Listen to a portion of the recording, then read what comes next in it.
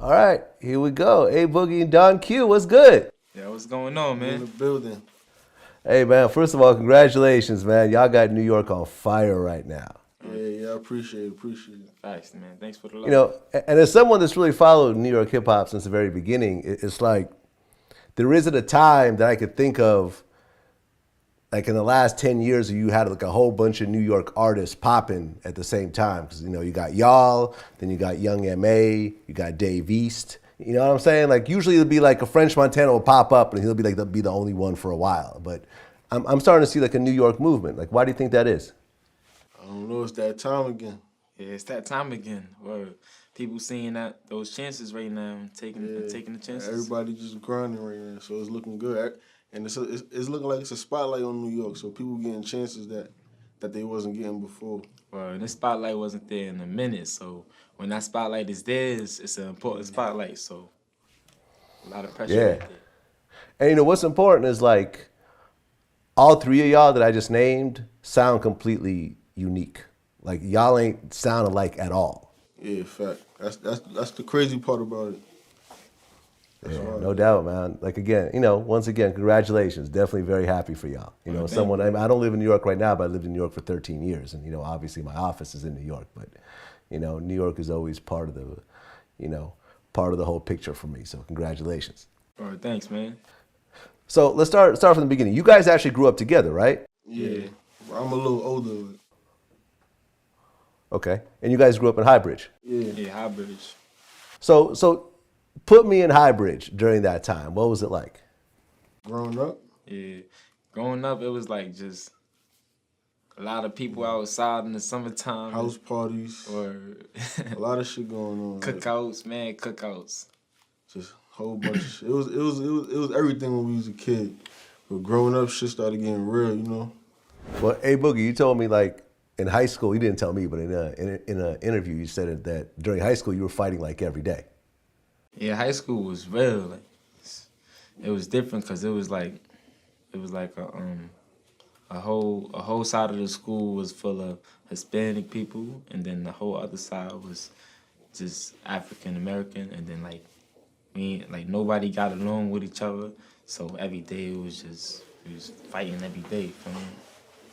Really? Because I mean, a lot of us think, you know, like when you're outside of New York, you always feel that the blacks and you know Dominicans and Puerto Ricans really just get along because they all kind of live amongst each other. But you're saying in high school it was an actual like war going on? Yeah, it was real. School is different from the neighborhood. Yeah, school is way different from the neighborhood.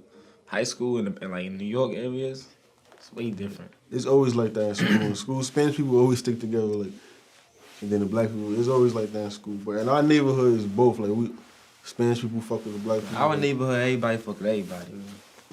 Okay, but then once you got to high school, then it's a whole different set of rules. You meet new people, and then you feel me it's a different game when you in high school.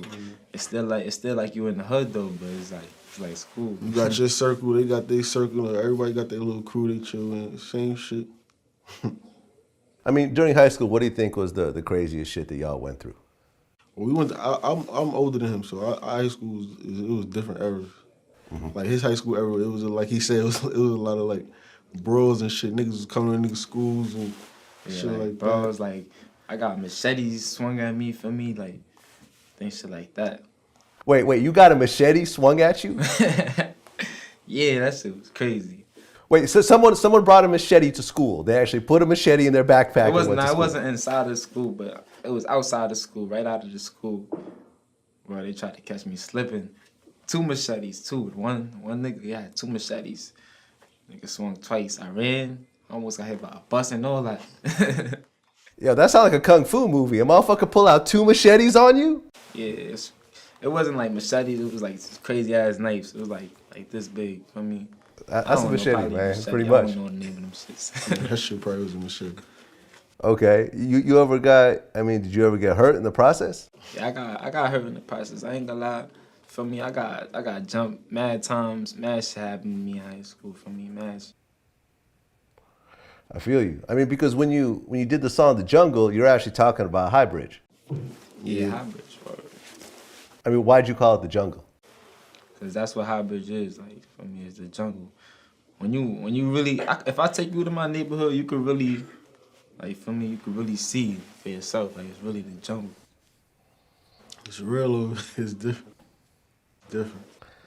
I feel you. Now, A Boogie, you were growing up in High Bridge, and then you got into some trouble, and you got sent to Florida. Yeah, I got sent to Florida. I was gonna do high school in Florida, but then now I finished high school in Florida, but it was crazy because they sent me a year back because the credits I had in New York, I didn't need them in Florida. Okay, so you come back to New York, and then at what point are you like, all right, well, I'm gonna take this music shit seriously? Because you've been rapping for a while, but you weren't really taking it seriously up to that point. Even when I got back to New York, I was making songs, but I thought I was taking it serious even back then, because I was just making good songs and putting them out.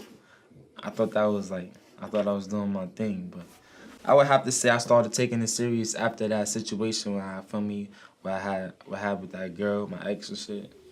And then I started grinding, like I started going to the clubs with my songs and all that. So I would have to say that situation just pushed me a little bit more. Well, we can talk about the situation with the girl. So a girl got pregnant, and you thought it was yours, and it wasn't yours. Yeah. Like, it was my girlfriend for like 3 months type shit. So when I found out she was pregnant, it was like, damn, you was pregnant the whole time we was going out, type shit. So then I thought it was mine, didn't think it was mine, thought it was mine, didn't think it was mine. After a while, I was just bugging out, so I just started making songs and shit. Oh yeah, no, I had a situation where a Trini chick I was messing with told me she was pregnant, and she actually wasn't even pregnant, but she told me she was pregnant, and it was mine and all that. It was mad stressful. I went through a rough couple months with that. Yeah, that's fucked up. Yeah, I feel you, man. So she told you. So did she tell you that she was pregnant with your baby? She didn't tell me, but she was playing these mind games. She ain't tell me either. She was just like she was acting confused. I don't know what was going on. She was acting confused. Like she didn't know if it was mine. She didn't know if it was the other nigga. So I was like, damn, that's crazy. I'm in that situation just bugging. I was losing mad bread off of that. I was just bugging. Like losing bread? How? You were like just paying for shit? Nah, I'm just saying like it had me losing focus. I wasn't doing what I was supposed to do when it comes to like money and all that. Well, yeah, no, I mean being 19 and thinking you had a baby on the way, like that's definitely something that could derail your dreams right there pretty quickly. Word. So okay, so you going through this whole thing, and then at that point you start writing. I started. It wasn't even writing. I just started going to the studio and just like saying things at first, and then I started writing. Like I found like at that point right there, I wasn't really into that singing thing all the way. But when I went to the studio, I started doing these like melodies and everything for me, and I realized like I got different type of voices, so I started using them, and that's when I started writing about the love songs and everything. I mean, that's interesting because when you look at your body of work so far, it's like you got the singing songs and then you got the straight kind of street songs. Yeah. And you're saying the singing stuff happened from that situation. Yeah. But once you started doing the singing shit, it was like, okay, well, this is just way different than what everyone else is doing. Yeah, facts. I mean, did you have some reservations at the beginning? And it was hard settling into it because like people didn't really listen to that type of music in the Bronx and High Bridge period type shit. Like nobody was listening to love songs. So when I brought it out, everybody fucked with it because feel me, everybody respect me type shit in my hood. So my hood was like an engine just feel me. Every time I felt like every time I put a song out. High Bridge was the reason my song got so far, cause High Bridge just be posting my songs like crazy for me. They support.